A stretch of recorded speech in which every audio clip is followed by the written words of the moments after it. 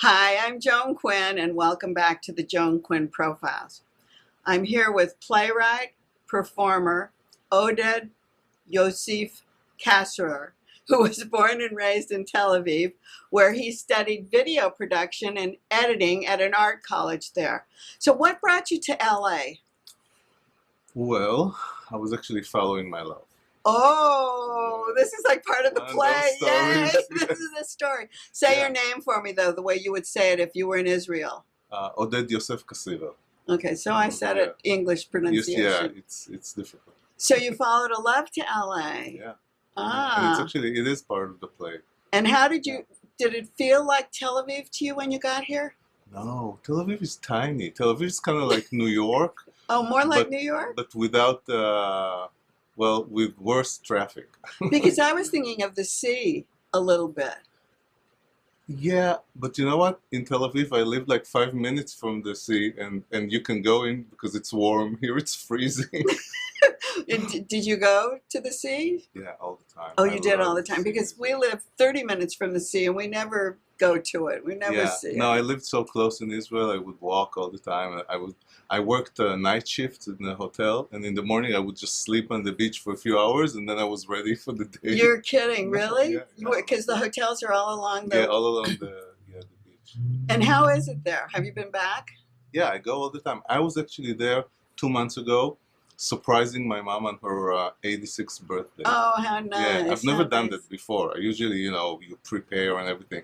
But every time I talk to her, she would be like, I miss you so much. And I'd be like, I don't know if I can come. And finally, I don't know because I'm doing the show and it's expensive and all that stuff. And finally, after one of her calls, I was like thinking, I should go.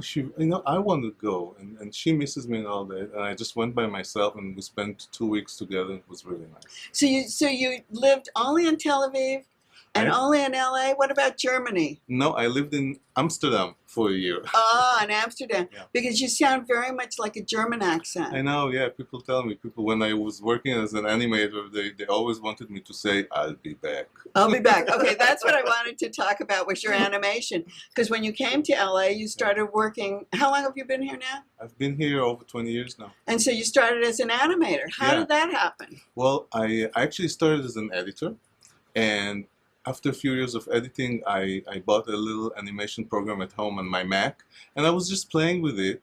And so when the studio that I worked for closed, I was like, I have to find a job in animation, and I found a small studio where they were willing to teach me.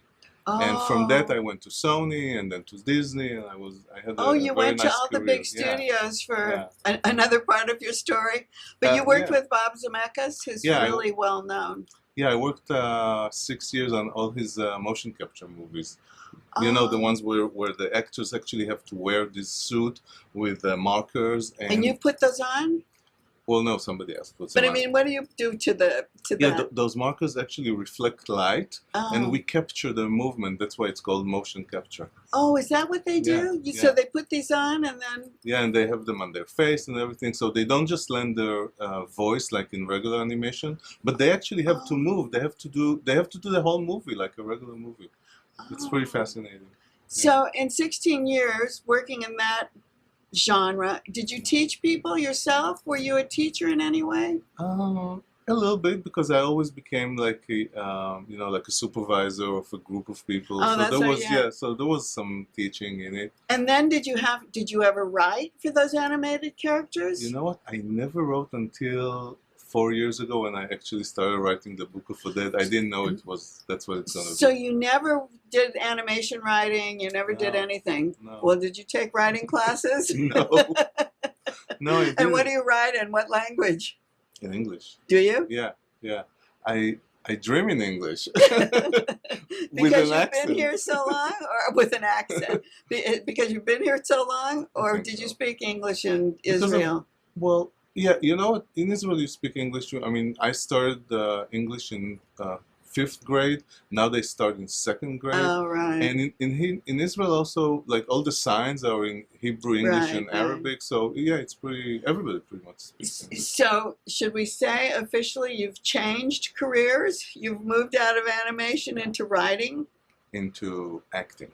Oh, into acting. Okay. Okay. Slash writing. Okay, so you're taking acting lessons? Yeah. Are you? Yeah. I start How when, could you do that when you've been like so, I mean, computer programs and things that are so precise? yeah, but when I started with animation, I started because I loved the creativity in it. And 16 years later, I was doing more technical stuff and less That's creative. what I meant, very technical, Yeah. yeah. So I actually longed for creativity. And I started painting and I started writing. And then I got into Second City, Yeah, into improv. Did you do that? Yeah, I loved that. Oh, That was I loved it so much. Being on stage and just making a fool out of myself. That was Oh, that so was much good. fun. What about live book acting? What is that? That's an academy that I found. It's headed by Alan Levine. He's the main teacher there. And I started learning with him. That was my first real acting classes. At the Live Book Academy. What do Yeah. they teach? They teach everything, you know. He teaches you scene study and monologues and also preparation for auditions, you know, which is, I always thought auditions were the worst thing in the world, and now I love auditioning. Oh, you do? I really do. I go and I kind of like, you know, this is my time to shine. Oh, that's fabulous. Yeah. So how did you get these acting roles then? You studied and you did all this, and you've actually acted on screen and in the Yeah. stage. And Yeah, you know, with time I started, you know, submitting myself. I had headshots made and, you know, a little resume with not much in it. And I started getting student work and, oh, that's yeah, you know, stuff like that. Did you feel like you were too late starting, or you just thought this was more of an exciting thing to do? There were moments where I would say to myself, how come I didn't do it when I was 20 or anything? Oh, earlier. But then I realized, you know, I'm in the right place in the right time. There's no other way. You know, Chapter 2. it is, yeah. Or maybe this is chapter 3. This is actually This is chapter 3. It right? is, This it is yeah. Oded, chapter 3, the Book of Oded. So we did get to the Book of Oded, and we are at chapter 2. Where is chapter 1? Well, chapter 1 is, the reason I actually called it chapter 2 is because chapter 1 is from the time I was born till a moment where I met someone. Chapter And 1. That's chapter 1. And then chapter 2 is from the time I met that person throughout our relationship. And I wrote about that because I think it was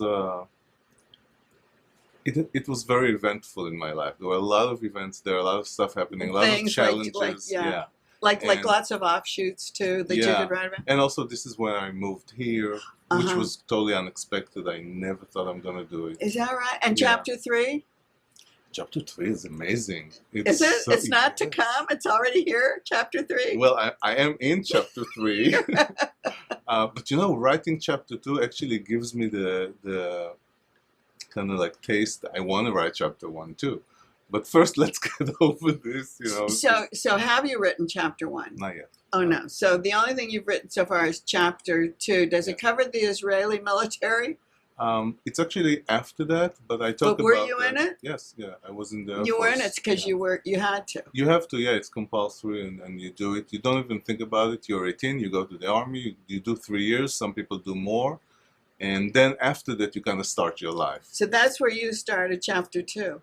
Yes. So does it start at coming to LA or leaving Tel Aviv, or? It actually, physically, it starts on a very happy day of my life, but then I kind of go back and I tell the story of how I met my. You do a back? You do ex. that? Yeah, and then I go through that, and then I take the audience with me on this journey because I decided to write it in present time, you know. So when I talk, I don't say I was or I had.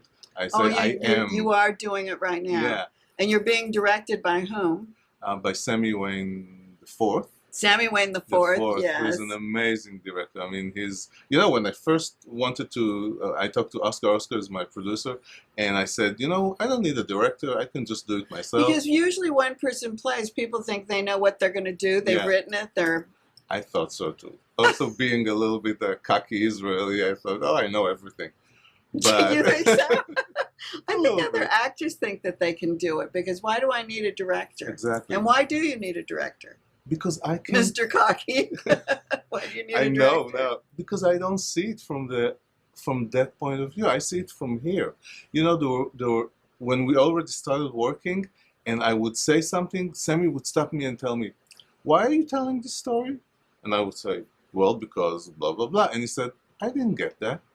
I'll be like, "Oh, I get So it." he's Because, listening, yeah. right? And I had to change stuff and I had to move stuff around and I had to say things that I didn't think I should say. Well, do you think those are all like your inner things? You think that we know it because they're inner decisions and inner It's actions? exactly. And also because I went through it, you know, this is my life.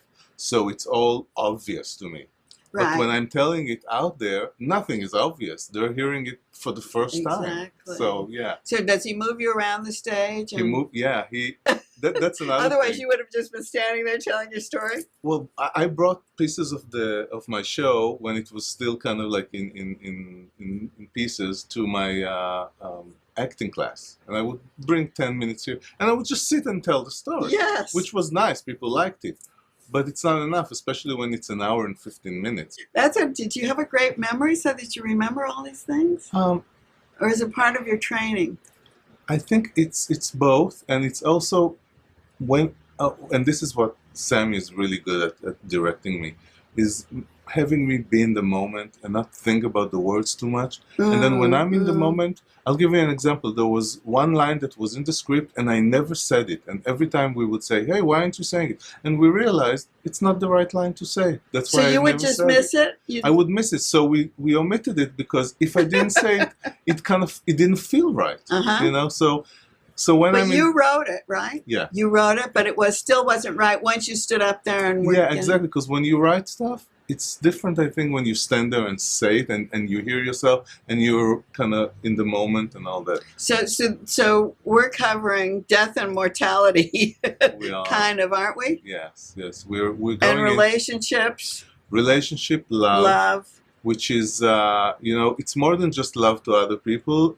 It's love to parents, to family, to friends, and also self-love. to A yourself. lot of that, yeah. And maybe that's part of like writing a line and it wasn't really honest. And so you have to take it out because it doesn't work. Yeah, because I think especially because I'm not an experienced writer, and it's interesting, when I started writing it, I wasn't thinking, what am I going to write? It was writing itself because it needed to come out. Yeah. It was just one of those things that had to come out, and it was like, I'm so glad, because you needed to tell us today too. I think so, yeah. Thank you. You're welcome. Thanks very much, Oded. And thank you for watching the Joan Quinn Profiles. Keep writing to JAQUINN1 at AOL.com. And we'll see you next time.